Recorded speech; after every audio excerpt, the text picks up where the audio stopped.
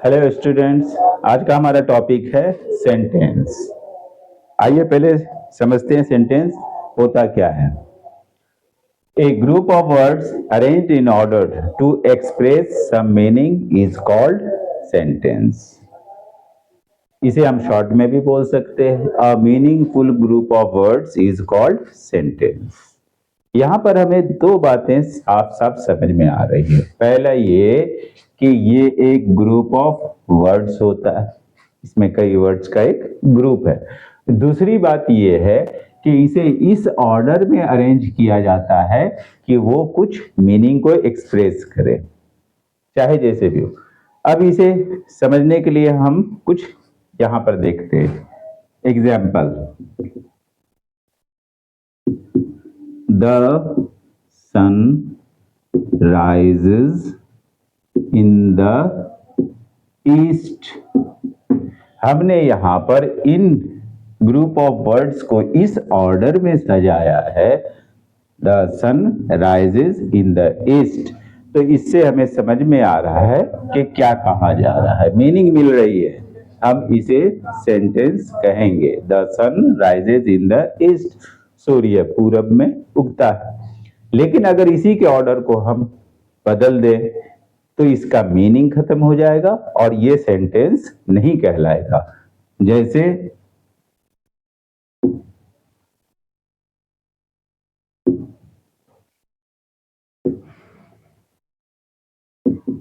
मैंने लिख दिया rises in sun the east, अटपटा सा लग रहा है, इससे कोई मीनिंग नहीं मिल रही। इसे हम ग्रुप ऑफ वर्ड्स होते हुए भी सेंटेंस नहीं कहेंगे।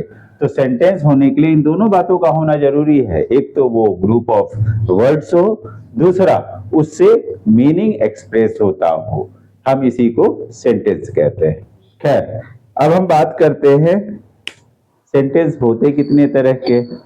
इंग्लिश ग्रामर में सेंटेंस के कई टाइप हैं। अभी हम फिलहाल उनमें 5 के बारे में बात करने वाले हैं।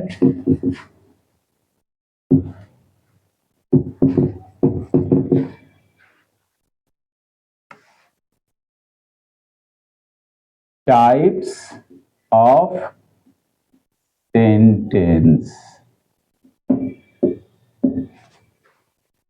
सबसे पहले आता है एसर्टिव। Assertive sentence. ये क्या होता है? जब हम किसी भी बात को सिंपली स्टेटमेंट में एक्सप्रेस करते हैं तो वो एसर्टिव के अंदर आता है। लेकिन सिंपल स्टेटमेंट को भी हम दो ढंग से कहते हैं, या तो हाँ में या ना में। जब हम हाँ में कहते हैं तब वो अफर्मेटिव होता है, और जब ना में कहते हैं तो वो नेगेटिव होता है। तो एसर्टिव के दो टुकड़े हो जाते हैं, अफर्मेटिव और नेगेटिव।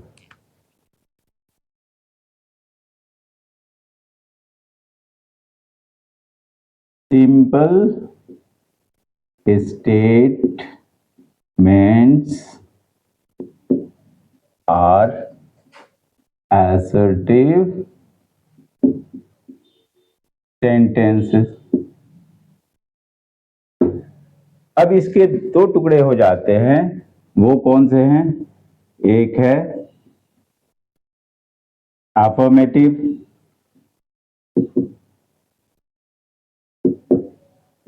इसमें बात को हाँ में कही जाती है।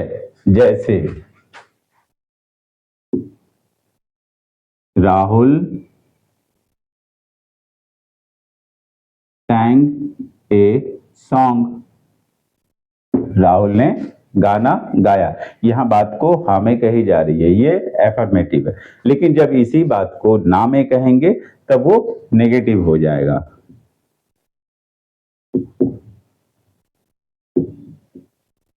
Rahul did not sing a song. तो पहला टाइप है सेंटेंस का एसर्टिव, जिसमें सिंपल स्टेटमेंट होता है। और ये सिंपल स्टेटमेंट हमारे दो तरह के होते हैं, एक हाँ में जिसे हम एफर्मेटिव कहेंगे, और दूसरा ना में जिसे हम नेगेटिव कहेंगे। दूसरे नंबर पे आता है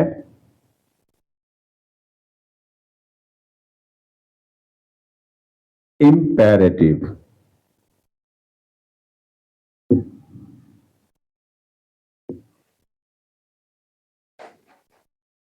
The sentence containing any order, जिसे हम कमांड भी कहते हैं, रिक्वेस्ट और एडवाइस, is called imperative.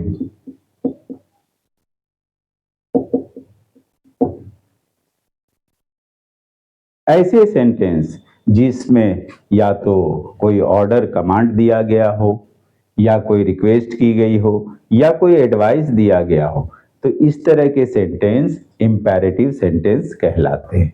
अब ऑर्डर कमांड क्या है? The teacher said open your books. Teacher order करते हैं स्टूडेंट्स को, यहां ऑर्डर दिख रहा है, कमांड दिख रहा है, या फादर अपने सन को करे, या कोई सीनियर अपने जूनियर को करे, तो ये सभी जहां पर भी ऑर्डर दिखेगा हम उसे इंपेरेटिव सेंटेंस मानेंगे। इसमें ऑर्डर दिख रहा है, कमांड।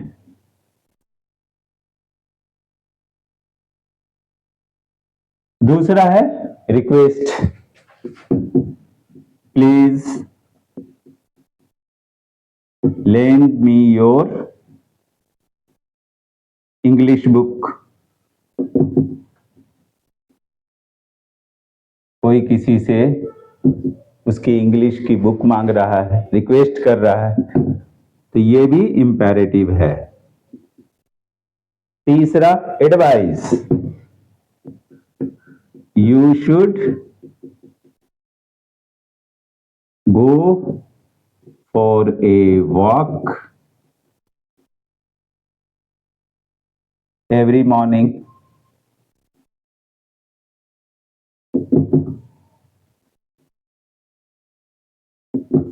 कोई किसी को एडवाइस कर रहा है कि तुम्हें रोजाना सुबह टहलने जाना चाहिए, तो अगर ऐसा सेंटेंस जो ऑर्डर हो, कमांड हो, रिक्वेस्ट हो, एडवाइस हो, तो यह इंपेरेटिव के अंदर आता है।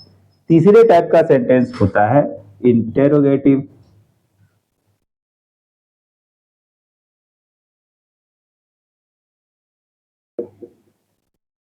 इंटेरोगेशन मीन्स सवाल होता है, पूछताछ होता है। तो ऐसे सेंटेंसेस जिनमें कोई क्वेश्चन किया गया हो, किसी तरह का कोई सवाल किया गया हो, तो हम उन्हें इंटेरोगेटिव सेंटेंस कहते हैं।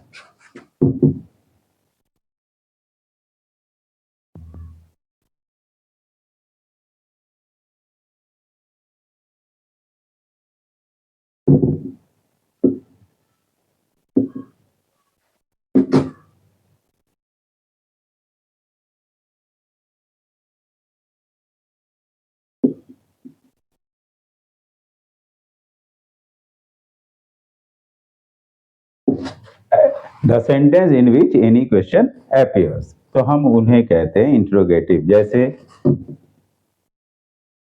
व्हाट इज योर नेम, इसकी शुरुआत कैप्स से होगी और एंड मार्क ऑफ इंटरोगेशन से होता है। इन सब की शुरुआत कैपिटल से होती है, फुल स्टॉप पे खत्म होता है। लेकिन क्वेश्चन भी बनाने के दो टाइप होते हैं। एक तो क्वेश्चन वर्ड का यूज करते हैं, WH वाले, व्हाट, हु, वेयर, व्हेन, इनका यूज करते हैं, या हम हेल्पिंग वर्ब का प्लेस चेंज करके भी क्वेश्चन बनाते हैं। जैसे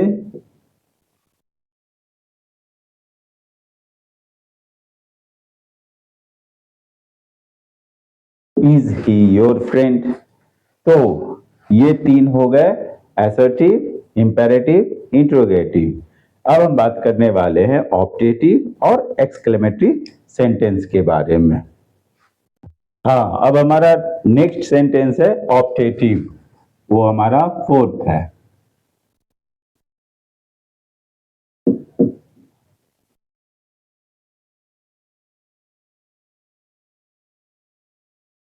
sentence in which any prayer or wish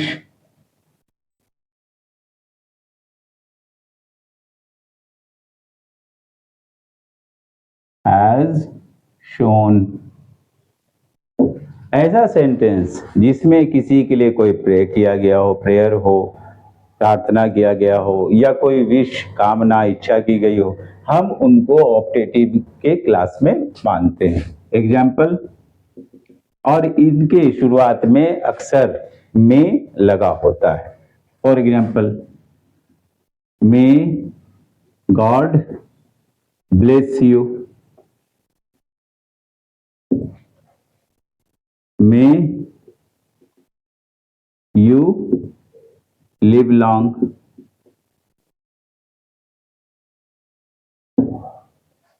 if I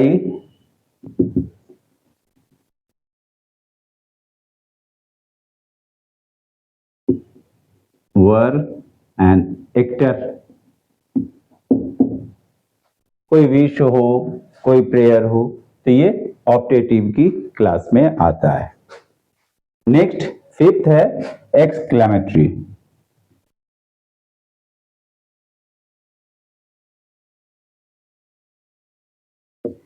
exclamatory में तीन चीजों का होना देखते हैं।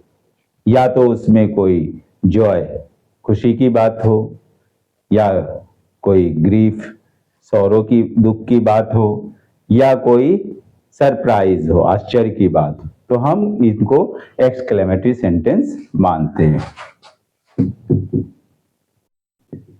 Sentence which express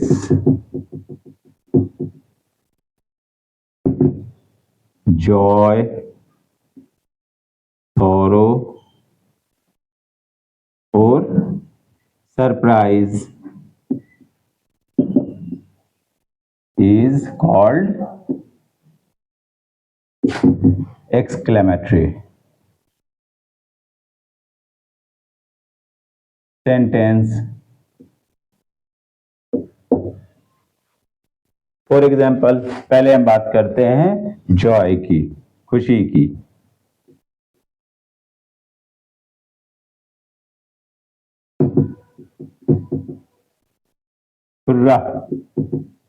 India has won the match. India match जीत गई, खुशी की बात है, तो ये सेंटेंस होगा एक्सक्लेमेटरी। सॉरो, ग्रीफ की बात।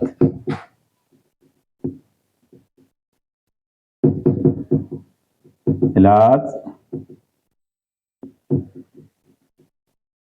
आई हैव हर्ट माई टोज। किसी ने अपने पैर की उंगलियों को चोट लगा लिया, अंगूठे को चोट लगा लिया, उसे दुख हो रहा है, तो इस तरह के सेंटेंस को भी हम मानेंगे exclamatory.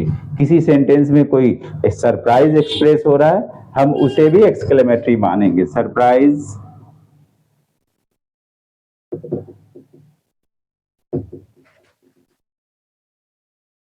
Wow, what a beautiful painting. किसी की लाजवाब पेंटिंग को देख के सरप्राइज में आ गए हों, तो हम उन्हें भी इसमें ही एक्सक्लेमेटरी सेंटेंस में ही मानेंगे। तो हमने देखा कि 5 तरह के सेंटेंस हैं इस तरह से। वो कौन कौन से हैं? Number 1, assertive. असर्टिव के 2 टाइप बन जाते हैं, हाँ के लिए अफर्मेटिव और ना के लिए नेगेटिव। दूसरा है इंपेरेटिव, इसमें 3 तरह की चीजें पाई जाती, इन तीनों में से कोई एक चीज का होना उसमें देखा जाता है। वो 3 चीजें क्या है? ऑर्डर या कमांड, रिक्वेस्ट या एडवाइस। तीसरा इंटरोगेटिव, इसमें कोई क्वेश्चन पूछा जाता है। चौथा है ऑप्टेटिव, इसमें किसी के लिए कोई प्रेयर की गई है या कोई विश किया गया है। और पांचवा है एक्सक्लेमेटरी, इसमें भी तीन बातों को देखा जाता है, तीन में से कोई एक होना चाहिए, या तो जॉय है, ग्रीफ है या सरप्राइज है। आई होप आपकी समझ में आ गया हो और आप लोग इससे फायदा उठाएंगे। मेरे चैनल को लाइक सब्सक्राइब करें और कमेंट करते रहें। Thank you.